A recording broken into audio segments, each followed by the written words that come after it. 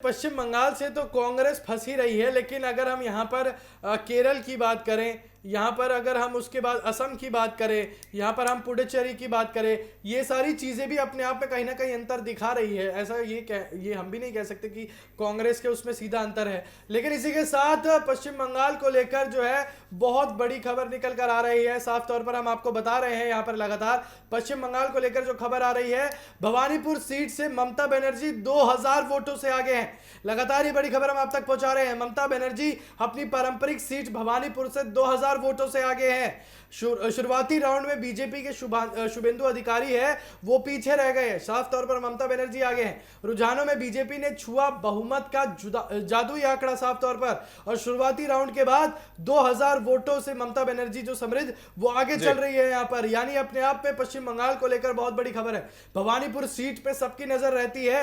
ममता बनर्जी वहां पर 2000 वोटों से जो है वो आगे चल रही है। ममता बनर्जी अपनी पारंपरिक सीट से जो है 2000 वोटों से आगे चल रही है। लेकिन यहाँ पर बीजेपी का दावा था कि ममता बनर्जी को भवानीपुर सीट से हराया जाएगा। लेकिन यहाँ पर जो आंकड़े निकल कर आ रहे हैं समृद्ध, वो कहीं ना कहीं सीधे तौर पर यह बयां कर रहे हैं कि हालात कुछ और है। यहाँ पर अभी भी भवानीपुर की जनता जो है ममता बनर्जी को ही मानती हुई नजर आ रही है। हालांकि ये पूरे निष्कर्ष नहीं है, लेकिन अभी भी 2000 उससे आगे रहना, लेकिन समृद्धि ये अपने आप में एक बहुत बड़ी बात है। देखिए अभी कई सारे राउंड्स की काउंटिंग जो है वो फिलहाल बची है। अभी कई सारे राउंड्स की काउंटिंग जो है वो और होनी है, लेकिन अभी देखिए जितने राउंड्स की काउंटिंग हुई उस हिसाब से देखा जाए तो फिलहाल जो है 2000 वोटों से आगे जो है वो सीएम ममता बनर्जी चल रही हैं। तो क्या अपनी पारंपरिक सीट पे अपनी सत्ता की वापसी कर पाएंगी, एक बहुत बड़ा सवाल उनके लिए बना हुआ है। क्योंकि अब देखिए ममता बनर्जी के लिए अपनी सीट के साथ साथ पूरे बंगाल को जीतना एक प्रतिष्ठा और प्राण प्रतिष्ठा की बात हो चली है। क्योंकि देखिए अपनी सीट से हारना तो सबसे बड़ी चुनौती उनके लिए रहेगी, लेकिन साथ ही सत्ता से बाहर होना और विपक्ष की भूमिका निभाना भी एक बहुत बड़ा जो है प्रश्न चिन्ह उनके लिए होगा।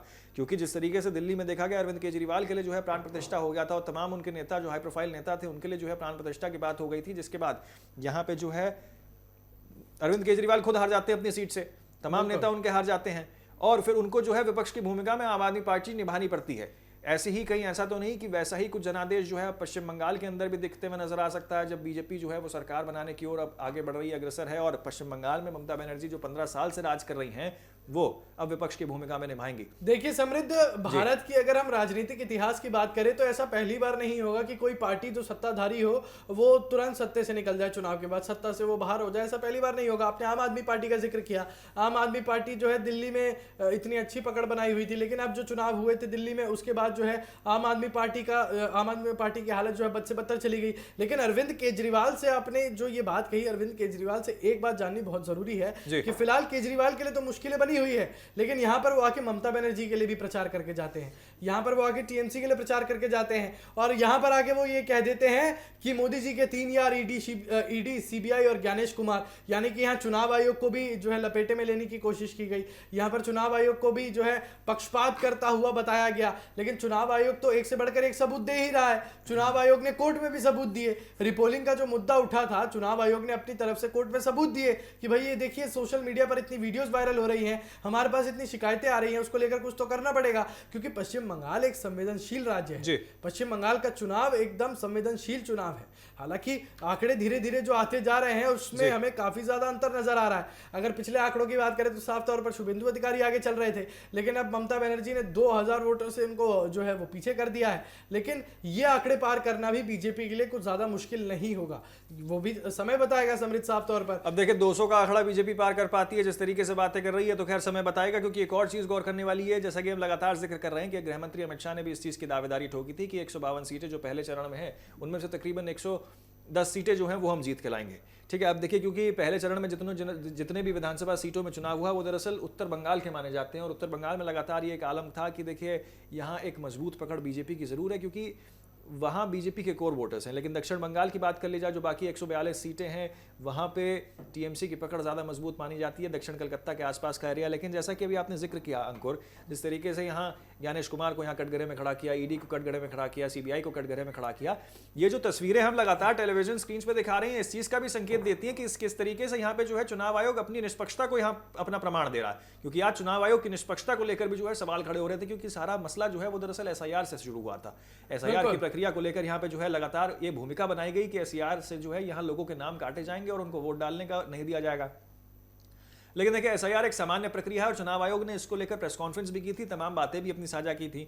और ये सारा जड़ जो है असल में एसआईआर के इर्द गिर्द जो है वो घूमते हुए नजर आ रहा है। लेकिन समृद्धि इसी बीच जो है तमिलनाडु से बड़ी खबरें निकल कर आ रही है। तमिलनाडु में विजय थलीपति की सुनामी आ रखी है। डीएमके के हेडक्वार्टर से टेंट उतरने लगे हैं। ये तमिलनाडु की बड़ी खबर हम आप तक लगातार पहुंचा रहे हैं। चेन्नई के डीएमके ऑफिस में सन्नाटा पसर चुका है, यानी डीएमके के हेडक्वार्टर से टेंट उतरने लगी है। अपने आप में तमिलनाडु में एक जो है बहुत बड़ी खबर है चुनाव को लेकर।